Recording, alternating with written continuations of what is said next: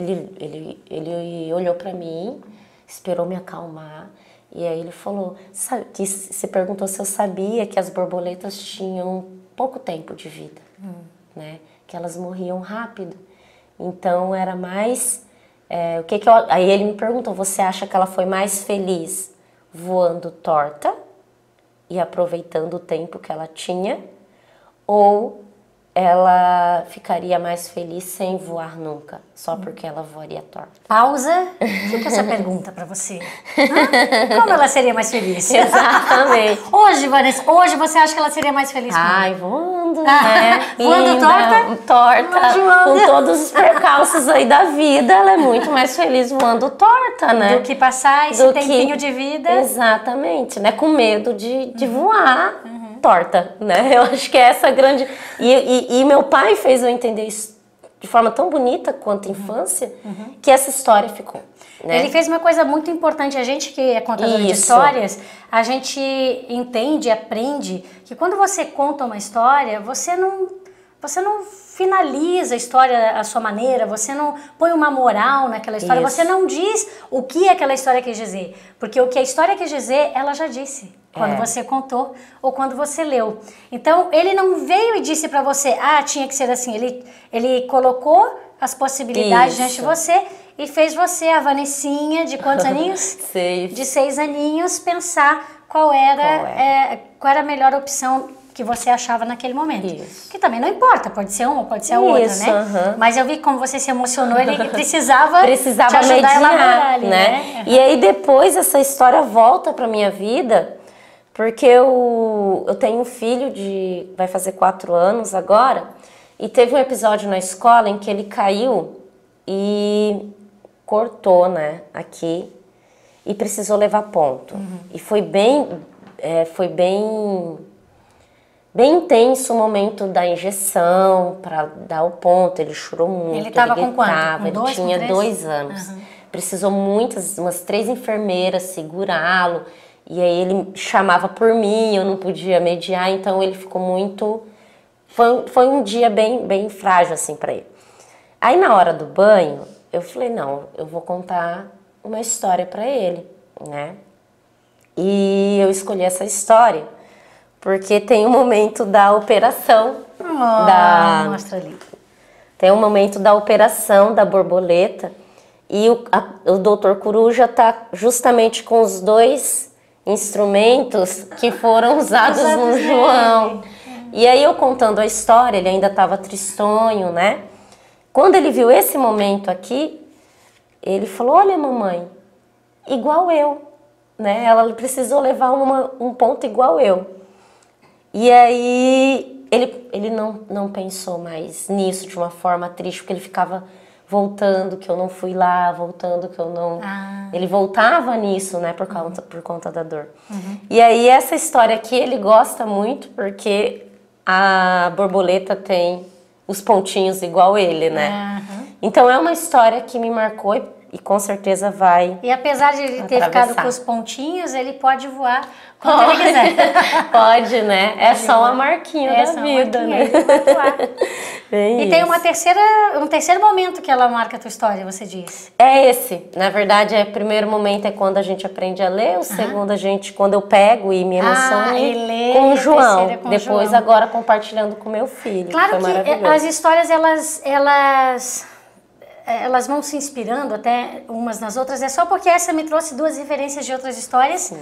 E aí eu só vou citar, uma é a do Nemo, né? É verdade. O Nemo ele nasce com uma barbatana, né? Uma nadadeira menor.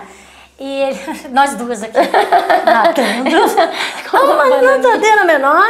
E o Mágico de Oz também. Isso. Que os personagens saem numa aventura, né, na Calçada Dourada, e eles vão atrás daquele que iria resolver o problema de todos eles, né? Isso mesmo. Que era a coragem, o coração e ela encontrar o caminho de casa. Eu vou falar só assim, que se você não conhece, se você não lê faz tempo, leia o Mágico de Oz, veja a aventura da Dorothy, o leão, o espantalho e o homem de lata.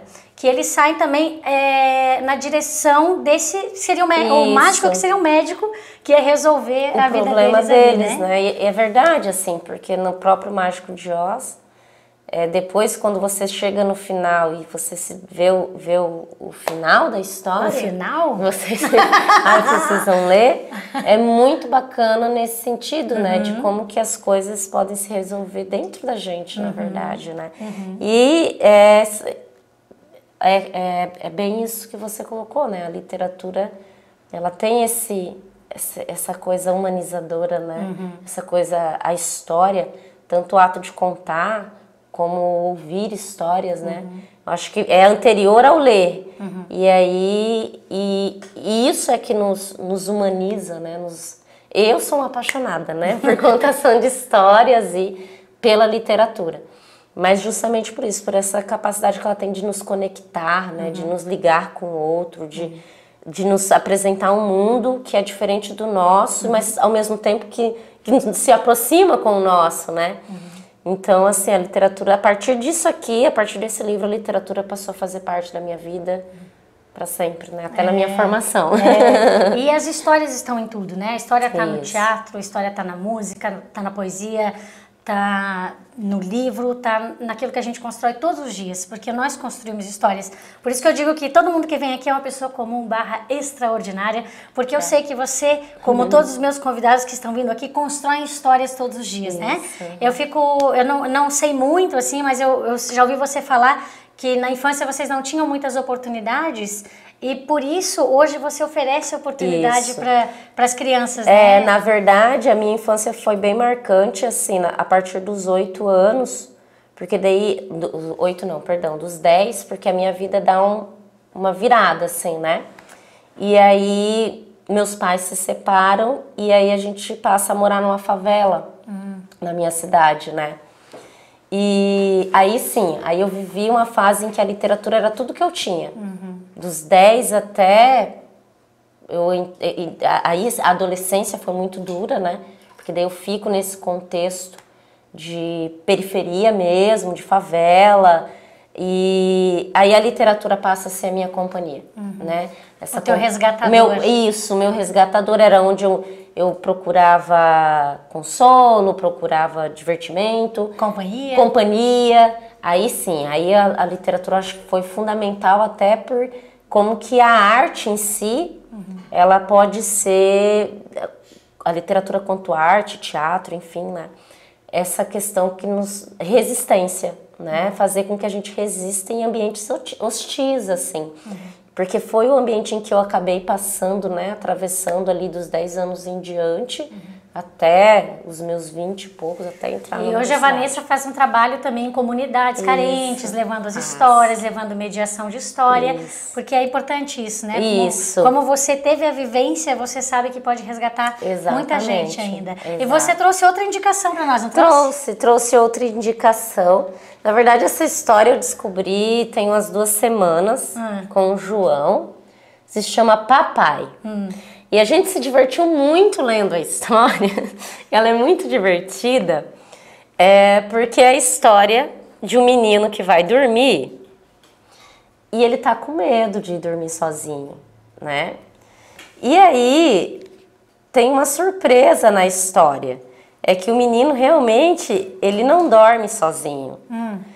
Tem um monstrinho que dorme com ele. Mas o legal, o grande momento da história é que tanto o monstrinho quanto o menino, um tem medo do outro.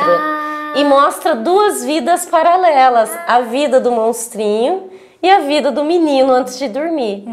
E a história finaliza de um jeito tão bonito. Foi uma descoberta mesmo. Se chama Papai. Né? É do Felipe Corentin. Provavelmente ele é o ilustrador também. É o ilustrador também. E a gente ganhou pela coleção, né, do Itaú. Não sei se tem como que a disponibilidade dele, mas é um livro que eu indico muito. Principalmente para quem está com criança em fase de ir dormir sozinho, no quarto separado, tá com medo ainda do escuro, é uma história que eu indico, é muito bacana. Então o menino tem medo do monstro, o monstro tem medo do menino, então vamos ficar todo mundo amigo? Exato. E ninguém precisa ter medo de ninguém. Aqui, ó, até a última ilustração eu vou te mostrar, né?